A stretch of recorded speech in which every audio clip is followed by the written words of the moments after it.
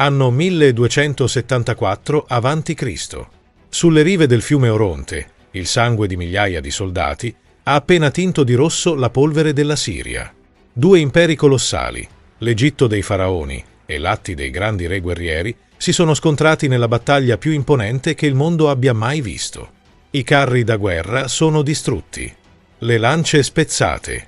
Entrambi i sovrani, Ramses il Grande e Muwatalli, tornano in patria proclamandosi vincitori.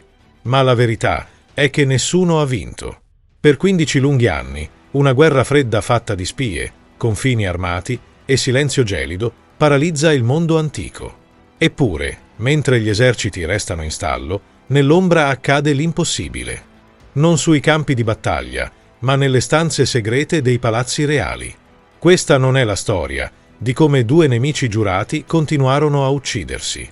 È la storia segreta di come decisero di salvarsi a vicenda.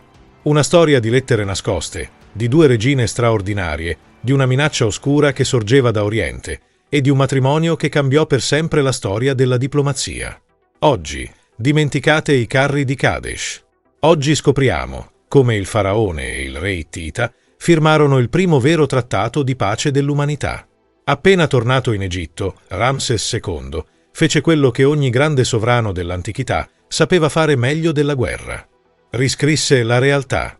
Se aveste camminato tra i piloni dei templi di Karnak, Luxor o tra le colonne del Ramesseum, pochi mesi dopo il 1274 a.C., avreste visto scolpita nella pietra la stessa scena.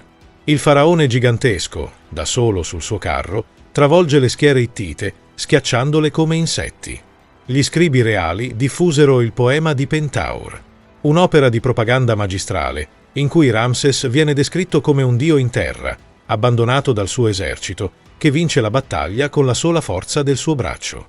Ma la mappa geografica raccontava una storia molto diversa.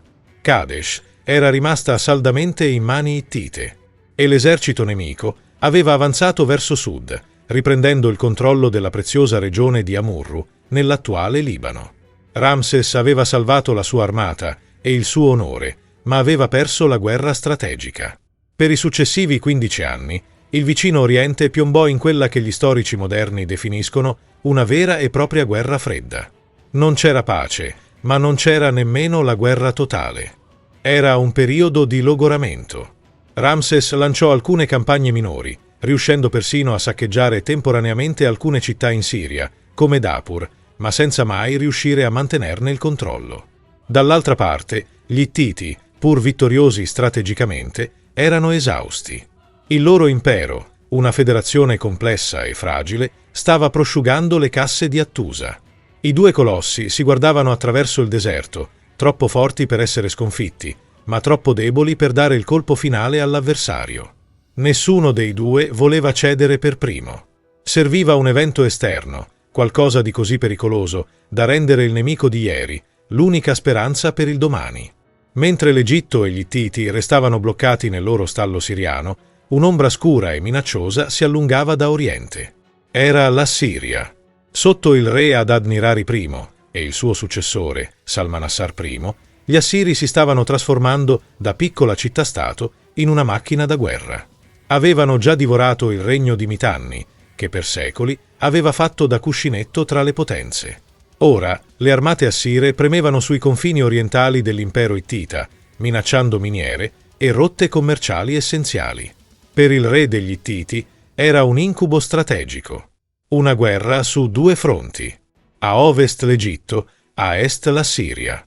Nessun impero poteva sopravvivere a lungo a tale pressione. Ma i problemi degli Ittiti non erano solo esterni. Erano anche interni. Muwatalli muore. Il trono passa a suo figlio, Uriteshab. Ma suo zio, Attusili, un generale rispettato, non intende restare nell'ombra. In una guerra civile drammatica, lo zio rovescia il nipote e prende il potere, diventando il re Attusili III. Ma Attusili aveva un problema enorme. Era un usurpatore. Agli occhi dei nobili e dei regni vicini, il suo diritto al trono era illegittimo. E per peggiorare le cose, il nipote deposto era riuscito a fuggire. E dove cercò asilo? In Egitto, alla corte di Ramses. La situazione era esplosiva. Ramses teneva in mano il legittimo sovrano degli Ittiti, una carta politica che avrebbe potuto giocare in qualsiasi momento.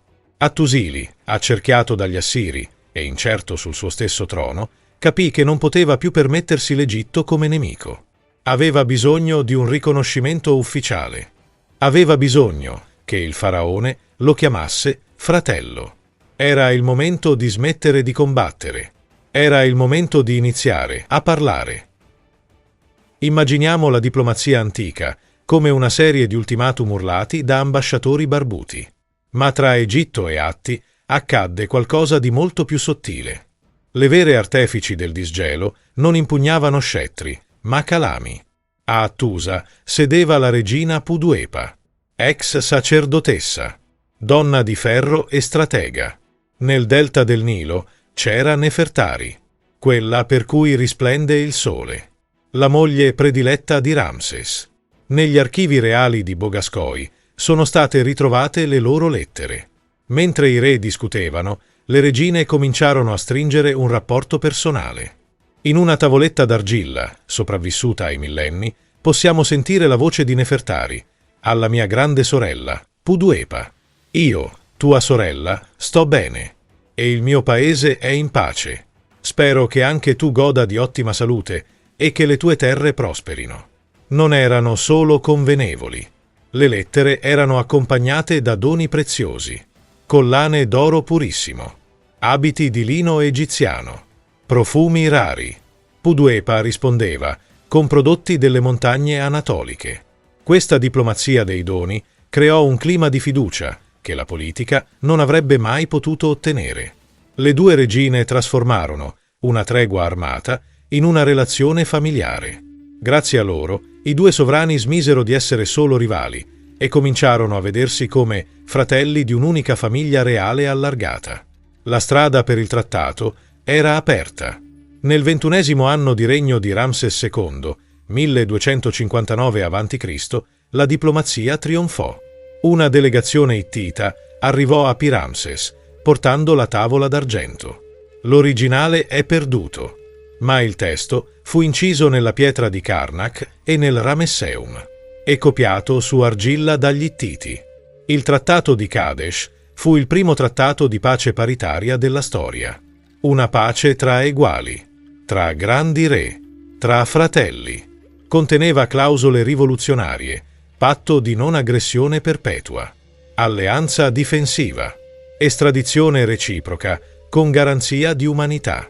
Così moderno che oggi una sua copia si trova all'ingresso del Consiglio di sicurezza delle Nazioni Unite. Ma non bastava l'inchiostro o il metallo. Serviva il sangue. 13 anni dopo, nel 34° anno di regno di Ramses, un corteo nuziale partì dalle montagne dell'Anatolia. La figlia di Hattusili era in viaggio per sposare il faraone. Il viaggio fu duro, coperto di neve, attraverso le montagne e le valli. Una leggenda narra che Ramses pregò il dio Set e le nuvole si aprirono. La principessa arrivò sotto il sole. Un presagio di favore divino. Ramses la guardò e le diede un nuovo nome, Mator Neferure, colei che vede la bellezza del dio Ra. Le nozze furono scolpite nella roccia, persino ad Abu Simbel, un onore straordinario per una straniera. E la pace di Kadesh funzionò. Per 70 anni. Non volò una freccia. Non si accese una guerra. Da un campo di battaglia insanguinato a un matrimonio reale. La storia di Ramses e Hattusili ci insegna una lezione eterna. Non sempre la vittoria più grande è sconfiggere il nemico. A volte invece è farselo amico.